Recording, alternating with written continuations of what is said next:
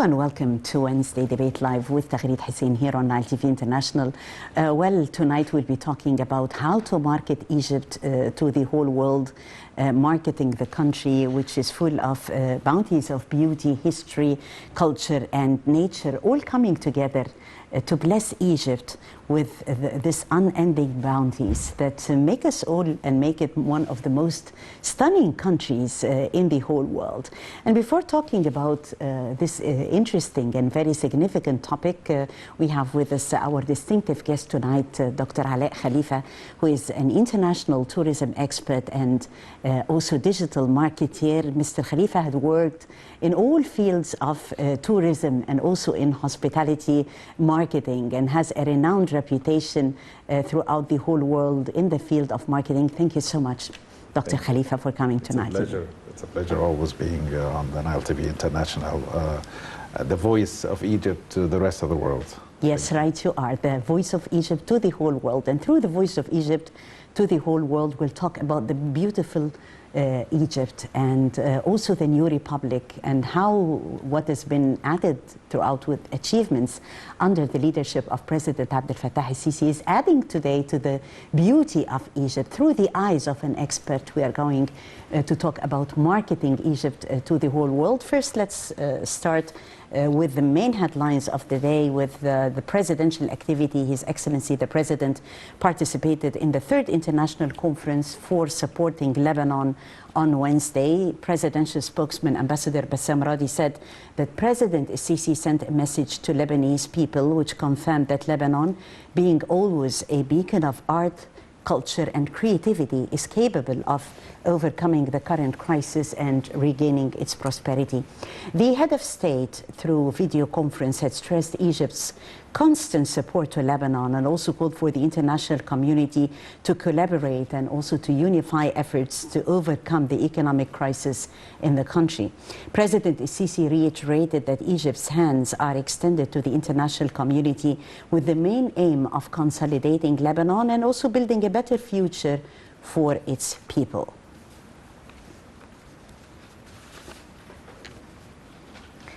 Not only Egypt is blessed with God-sent bounties, but it is also blessed with its people working hand in hand and working around the clock in order to unleash its beauty and its potential. Egypt has always been an historic as well as cultural melting pot.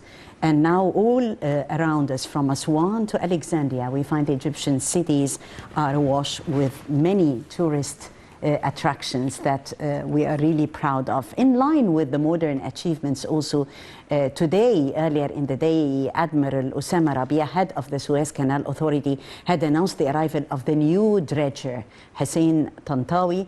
This is the latest and the largest dredger in the Middle East to the Suez Canal in order to join the authority's fleet. And the arrival of the new dredger, Hussein Tantawi, along with its specifications, was making headlines earlier in the day. We'll watch this report and we'll be back. Admiral Osama Rabia, the head of the Suez Canal Authority, announced the arrival of the new dredger, Hussein Tantawi, the latest and largest dredger in the Middle East. In the Suez Canal, carried on board the heavy load carrier Tai An-Ku. Admiral Osama Rabia said in a statement on Tuesday that the dredger arrived from the Rotterdam port, Netherlands, and waiting in the Great Bitter Lake to float the dredger and separate it from the ship in preparation for joining the authorities' fleet in a major celebration. According to the statement, the dredger, the Hussein Tantawi, has advanced specifications with a total length of 147.4 meters, width of 23, a draft of 5.5 meters and a productivity of 3,600 cubic meters of sand per hour along its 4 kilometers floating ejection line. The dredger has a total capacity of 29,190 kilowatt, with the ability to deal with all types of soil, including rocky ones. It will participate in the completion of the project and duplication, expansion and deepening of the navigation canal once operation examinations are concluded. The dredger is named after Field Marshal Mohammed Hussein Tantawi, one of Egypt's most commemorated army officers. Worth mentioning that the dredger's purchase is part of a plan to develop the authority by 2026 that comprises developing the maritime fleet, including dredgers, tugboats, and boats used to transport guides.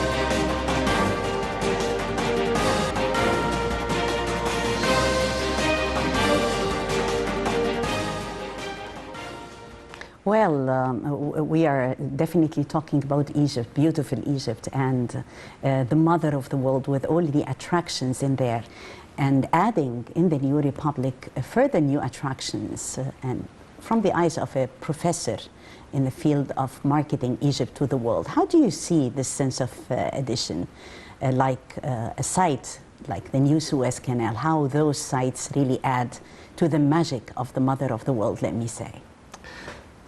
The more positive news and content that comes out of Egypt, the more positive impact it creates to the rest of the world. People will need to hear content that shows events, shows major breakthroughs, shows major positive events, whether it's in a financial sector, whether it's a tourism sector, or in the country reputation as an all. The new Suez Canal has been definitely a breakthrough. You have no idea how that transformed the way how international trade and commerce is actually functioning around the world today. We used to have throughout the canal almost 10% of the world trade passing through the canal. That's a huge amount of ships and vessels are crossing through the canals. But the transportation, imagine what you are doing. You're actually contributing to the rest of the world for facilitation of international trade. Because of the waiting time, whether for the northern convoy or the east or of the southern convoy, used to be 18 hours. We nearly cut off that time by half, and we made it only 11 hours by the expansion, by the extension, by the dredging, but by all the efforts we have done for those 3 years since we started the project, since 5 years ago until today. It has been a miraculous work. It has been an addition, a gift to the rest of the world. We have given the rest of the world an ease of trade, a point where the ships and the vessels can cross the canal faster. And in the cruise industry and the ship industry, time is money. Yes, in the ship industry, time is money. And talking about the ship industry in Egypt and the yachts industry as well, and promoting that sector, you know, Egypt is not only coming to the pyramids or enjoying the Egyptian museum, but more to come. And thinking out of the box of marketing Egypt throughout the whole world, also through the ship industry. promoting yacht industry in the last few years, especially in the vessel of the Mediterranean, has been a point of interest for a lot of countries. And Egypt is not an exception. So thank God our government and our president have thought lately of giving a boost to this kind of industry, because the amount of expenditures that the regular tourists is nearly tripled when it comes to cruise travelers and yacht travelers. So we have actually realized since 2015 how important that kind of industry to attract yacht industry to come to Egyptian ports. And nowadays, I think our government is giving a lot of attention to that by building new marinas and by adding new parking space for yachts, and by also creating a one-time stop for permissions and for regulations and for entry regulations for these yachts. We're also providing a number of facilities, and hopefully in the next year or two, we will be able to fix a very small fee for yachts in order to help their efforts of moving these yachts from the Mediterranean Sea all the way to the Red Sea, because nowadays we have 30,000 big international yachts that go around all the different ports in the northern Mediterranean. We need these yachts to come down to the southern Mediterranean. Right now we get nearly 300, 400 yachts to stop at our ports every year. That's not enough. What we need them to cross over to the Suez Canal. We need them to come and stop by Hurghada and Sharm el-Sheikh and Ain Sokhna and Safaga and Marsa Alam and all these different beautiful ports. We need them to come and visit these sites. We need them to get over and enjoy looking at our country. We need to give them a very promotional rate, and we did that. We actually give in 2018 a 50% discount, but still we need to do more in order to attract this type of tourism. That's great. And talking about the sense of attractions, and I can see here with us while we are talking the beautiful side, the magic of Egypt and the world of diving and marine life in Egypt is really unparalleled throughout the whole world. It is. Yes. And marketing that beauty, what does it take? What sort of unconventional messages can you send today in order to The most attract? important of when you send out a marketing message, and I've said that in so many TV interviews, the most important thing before you start as a DMO, destination marketing organization, to send out a marketing message is that your marketing message should be equal to what's in reality. That's very important. What you promote should be equal of what people are going to see. We do have not only best corals in the world, best diving spots in the world, the most ancient culture, and many other attractions, but we have the weather, we have the sun, we have the desert, we have the right type of different touristic activities. In other words, let me summarize it all. Egypt has it all, right? Let's agree. We do have it all. Now, in order to get that all to the rest of the world, we need to deliver a message, a marketing message. This marketing message should be equal to what's in reality. We need to tell people that we are different. We are a new republic. We've gone through a lot of infrastructure projects that facelifted the country since the time you have seen it back in the 80s, back in the 90s, back in the early millennia. Now we need to convey this message to the rest of the world. Now, a lot of people are still having such a misconception of how things are running. Maybe perhaps because of many events that went through, but these events are long gone. So we need to produce new content, create new events, such as opening the new gyms, such as the stability news that comes out of the country.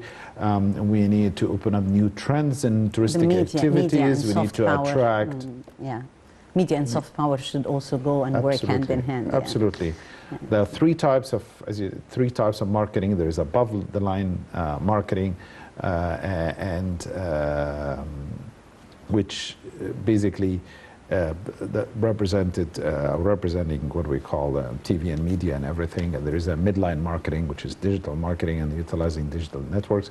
And there is the blue the line marketing, which is in different B2B networks and specialized targeted groups through affiliations and email marketing campaigns. What we need to do is that to get through destinations where these destinations are considered to be potential exporting destinations to this part of the world. We need to regain that kind of market share by segmenting the world destinations into different parts where we are able to attract a upper medium class type of traveler to this country. In order to show them what we have it all. Those who would like to go beaches, we have 2,000, almost 600 kilometers of beaches all over Egypt. Those who would like to go culture, we have 1/3 of the archaeological monuments in the world today. Those who would like to have the sun, we have the best, places and the right moderate temperature. I think the potentials are there. The potentials are high. Important thing is to do the right target audience, is to reach out to the right consumer, is to enhance touristic experience for travelers. It's very important that we watch what kind of experience travelers have throughout their journey, whether it's a pre-journey, which is the buying cycle, or after the trip or within the trip itself. It's important that we get this message conveyed to them, that things are not as you were thinking. Things are much better and it's improving. Things are, we are getting there. We are growing as a country, but we are growing towards much better future. That's the message we need to convey to different people around the world. I don't want to go into details of how we run a marketing campaign or to tell you what exactly we put in the media plan for a marketing campaign, but all what I'm telling you is that if you focus so much on the experience where your travelers are living, you're going to create a tremendous amount of ambassadors that will be utilizing the power of word of mouth to bring more tourists to you. You will be able to double up the social media. The social media can play a very important role. Is an incredible. Yes. We are going to have lots of ambassadors through the social media. For travelers, for storytelling, for content.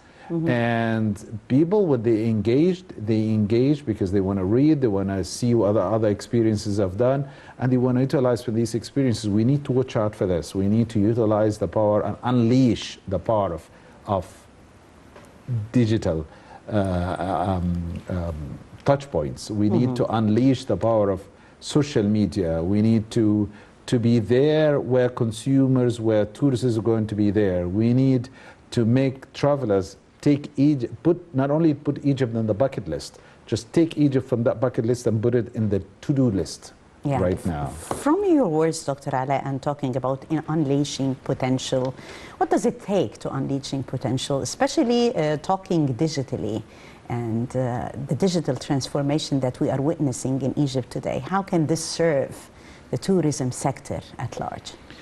See, tourism, because of modern technology, and tourism has been one of the fastest growing industries in the world today that have been affected by digital transformation. I think in aviation industry, in hospitality industry, everything, it becomes nowadays, and I mean, in the time when you used to have a key to open up your room and lock your room, now it's a magnetic key that is connected to your reception, that is connected to a mobile app, that you can now open up your room with a mobile app. So a lot of transformation has been done, whether it's in hospitality industry, aviation industry, or into the attraction industry or tourism in all. But what I'm saying here is that the more positive content you bring out from such industry, mixed together with financial, economic,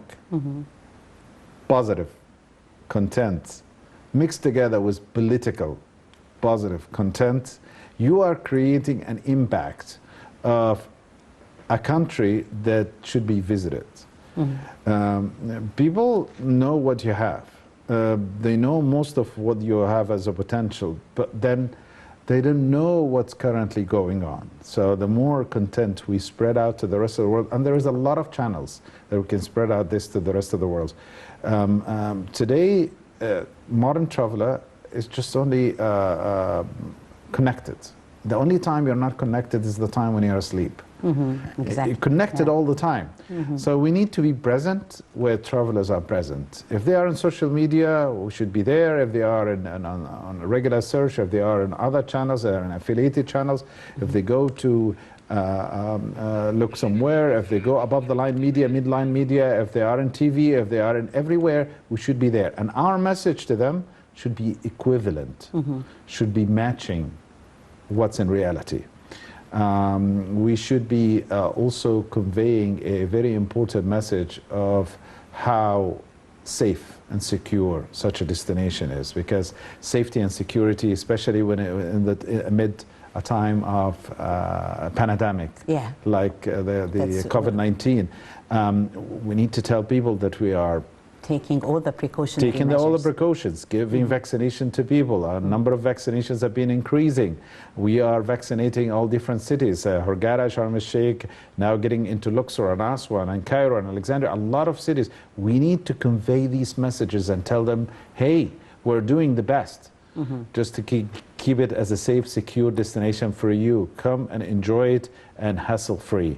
We need to enhance that experience. Once we have done this, we reach this point, I think we will have an easy flow of travelers, and we will be able to gain this market share that we've lost throughout the last decade.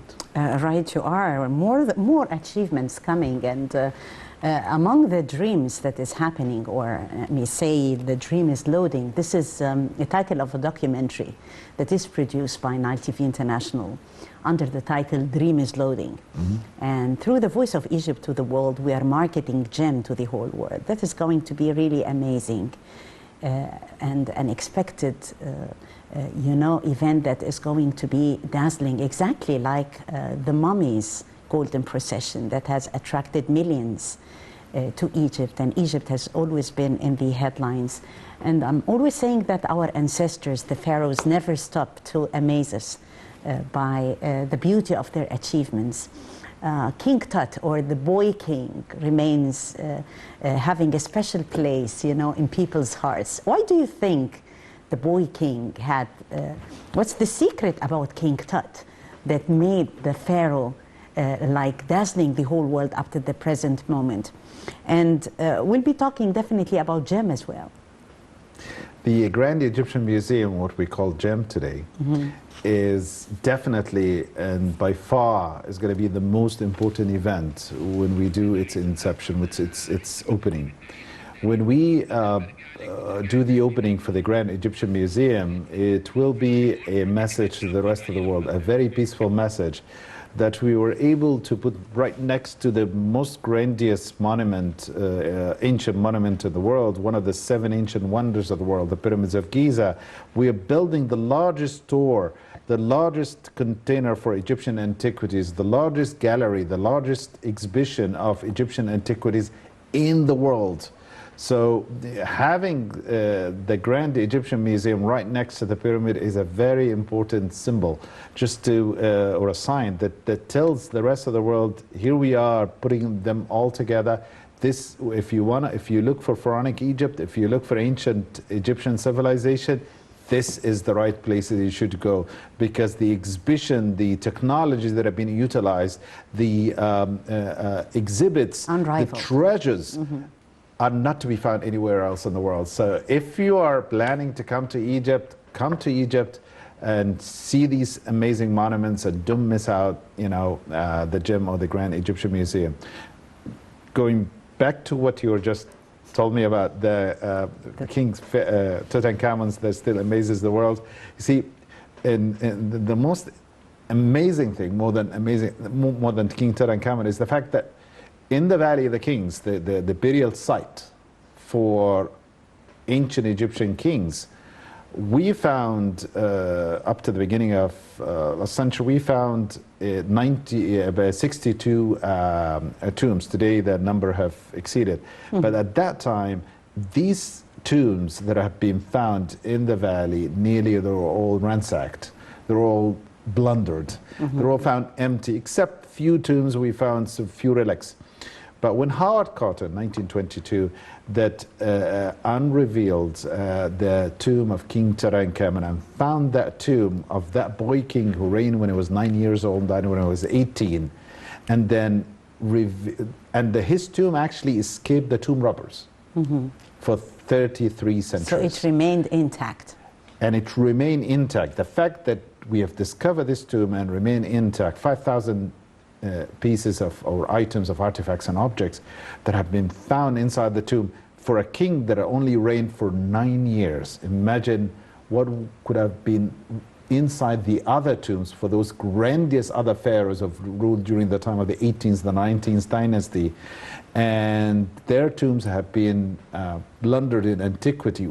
Imagine what could have been found in these tombs if they have remained intact until today. So I think Egypt is a country that has a lot of secrets to be revealed, especially if it's ancient civilizations. I think our ancestors are still amazing us, and until today we're still amazed. And gladly that I've heard, and I've seen actually myself in Sharm el-Sheikh, there is a beautiful museum called Sharm el-Sheikh Museum as well. Yes. And also in Hurghada, there was an amazing museum in Hurghada. And when I went there, I was so amazed to see how such a wonderful antiquities and artifacts in Hurghada. And also there is this collection of King Tutankhamun that was given on a loan basis to the Hurghada Museum over there. So I call out on every traveler, whether you are in Egypt, we are if you're in Alexandria, go to the Alexandria National Museum and Greek Roman Museum. If you are in Cairo, go to the Egyptian Museum and the gym when it's open. When you are in Hurghada, don't miss out. Go into the Hurghada Museum. That's the best, one of the best museums you should see there. You're going to see an amazing collection from all ages of antiquities. And when you are in Sharm el-Sheikh Museum, do the same. Therefore, you'll be able to get a glimpse of ancient Egyptian civilization. Right, you are. Lots of attractions in Egypt, and we're working around the clock preparing for the inauguration of GEM that is going to be really dazzling and is going to make headlines all over the world. Let's watch this report about the preparations for GEM opening, and we'll be back. After the success of the Pharaoh's Golden Parade, when a collection of 22 ancient Egyptian royal mummies were transported in early April from the Egyptian Museum in Tahrir Square to their final destination at the National Museum of Egyptian Civilization in Fustat, the world's attention turned to the Grand Egyptian Museum, the GEM, with high expectations of being entertained for its grand opening.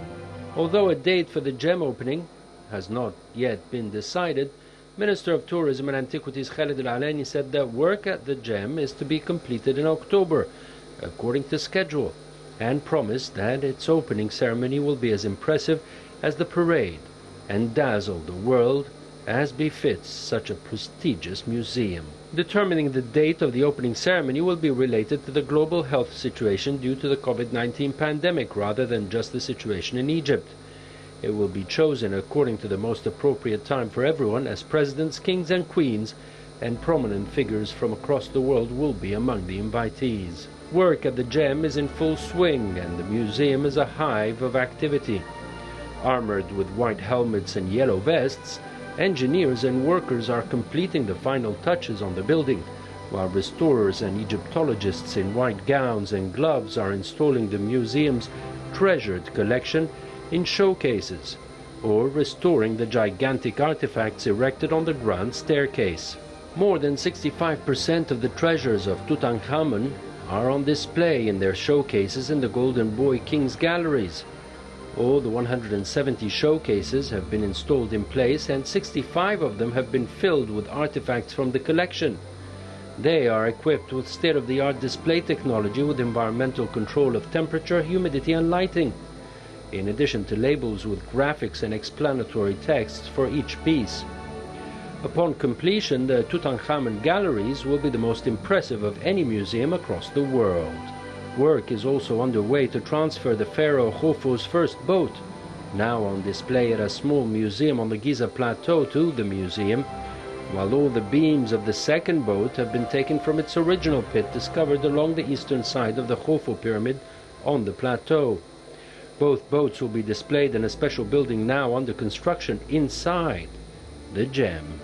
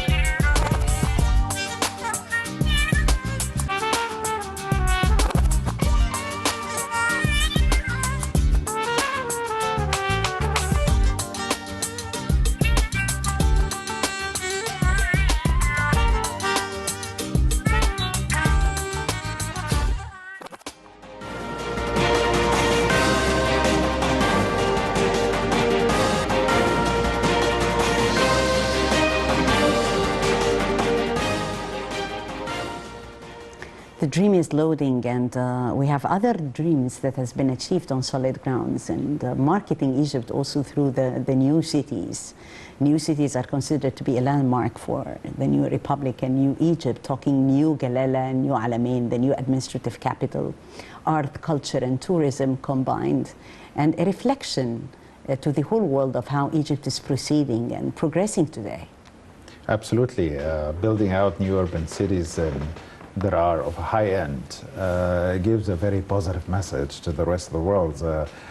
Choosing a site such as Alaa being a site for World War II, and with all its well-known name, and deciding to build a very modern city and amazing skyscrapers overlooking the Mediterranean Sea, with a marina that has a capacity of getting thousands of yachts and boats over there. It's an amazing mega project that should be attracting a lot of tourism from the Mediterranean Sea. Also taking care of cities such as Cairo, for example, by removing a lot of the slums and building modern new compounds and urban areas with a lot of modern facilities, taking care of old Coptic and Islamic and Jewish quarters of Cairo is such an amazing message to the rest of the world that we are able to facelift the city that has been there for 1,000 years, taking care of old districts, of old Islamic Cairo districts, and refining and renovating the streets and the old buildings and the old medieval quarters and neighborhoods. It's such an amazing project that also bring out a new face to the rest of the world, and enhancing the experience of local and international travelers throughout these cities. Yes, definitely, because they add a lot to New Egypt. And in the past, definitely, the foundation of tourism in Egypt was only based on a number of genuine multiple factors, most notably were those relating to the rich cultural values, geography, diversity, history, and heritage. Today, the tourism industry is an industry that has potential for growth. And from the eyes of an expert, seeing the tourism industry and being in the industry itself, how can we market Egypt's tourism to the world today? What does it take? We talked about digital transformation and its role in marketing the country, but how about investing in the potential that we have? It's very important that we, as I said before in the episode, that we have to utilize digital channels and have to use omni-channels in order to tackle different, where travelers existing, we should be there, existing for them. When you are attracting, when you become a brand, and when you take care of that brand, when you enhance that brand, when you nourish that brand, what happens is tourism becomes a point where you are creating magnet for the rest of the world. Trends are changing. Nowadays, people are classified into generations.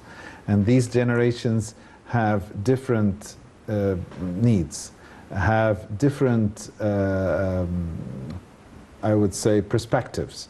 They see the rest of the world. Modern generations, the ones that are utilizing these multiple omni-channels all over, that we are tackling them and perhaps trying to reach out to these generations, they no longer recognize borders.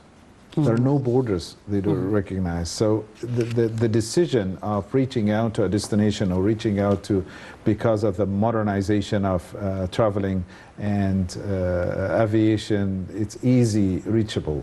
What we are looking forward to focus on the experience, enhance the infrastructure, and get people to visit you. And then what follows after that is investment. Yes. Investors always come to an area where safety and experience and happiness foster, where they come to areas where there is an engagement, where is the right market, and that's where I invest in. So I would say that tourism industry have been badly affected throughout the pandemic, but now all indications say that is going to recover starting from the end of this year, and this is the most optimistic scenario that has been given out by the World Tourism Organization. And I think when tourism is going to be rising out of the ashes worldwide, we used to have 1.4 billion tourists worldwide. Now the number is recovering, and it has been cut off by 65%. Now the number is recovering, and we are reaching out. By 2024, we're going to be reaching out to the same as we used to be before. But because of this fasting time of nearly 2 years of not able to travel, there will be a great demand, appetite. great demand to the rest of the world. So, and the entire map has been changing and shuffling between different players. And I think we are in a better position if we convey the right message, if we convey the right marketing message, if we convey the right tactics and the right strategy and the right segmentation, I think we will have a better chance by getting a bigger audience and get a bigger market share. Yes, talking about COVID, since you've mentioned COVID, and it has been like a challenge facing the whole world. It is a tremendous challenge. Has COVID changed tourism techniques, policies, ways of attracting travelers around the world? In what way? We were thinking that the whole world is going to be transformed into using digital touchpoints. Between 5 to 10 years, it will be this kind of disruption. And because of COVID, it accelerated the process.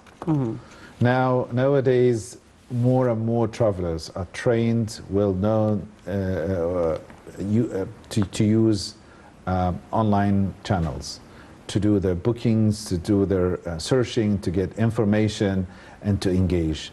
And this is a sign for the tourism industry, for travel companies, for conventional travel companies. Transform yourself right now. Get yourself right into the track. If you don't adapt, you'll be forgotten. Yes, and you'll be left behind. Yes. So your piece of advice here is adapt to the new mode. Absolutely. Let me say. The world is changing, it's shuffling, it's changing. And you know what's the most dangerous thing in this is that when that change used to happen throughout the centuries, gradually. In our modern age, the change doesn't happen gradually. it disrupts the industry. Yes. In a minute or so, let me say, and let's end our journey on an optimistic note. What would you say? Optimistic note, we are going to recover, we're going to live, we're going to enjoy, we're going to have another laughter again, we're going to regain that market share, and we need to plan it well this time. We need to put the right strategies, we need to use the right people, the right experts, put them in the right place, and look forward to the future. And finally, we would say tourism is an experience. If you love it, you're going to do it again. If you don't, you'll never come back. So we need to always to put that in mind, to present the right experience to the right traveler, so we all have this to our beloved country. Definitely. I thank you so much, Dr. Alaa Khalifa, international tourism expert, for joining us tonight and adding value and reading together the market strategies, especially after COVID-19, and talking also about achievements of beautiful Egypt and how can we market our beloved country to the whole world. That's all for Wednesday Debate for now, and I'm Taghreed Hussein, thanking you all for watching.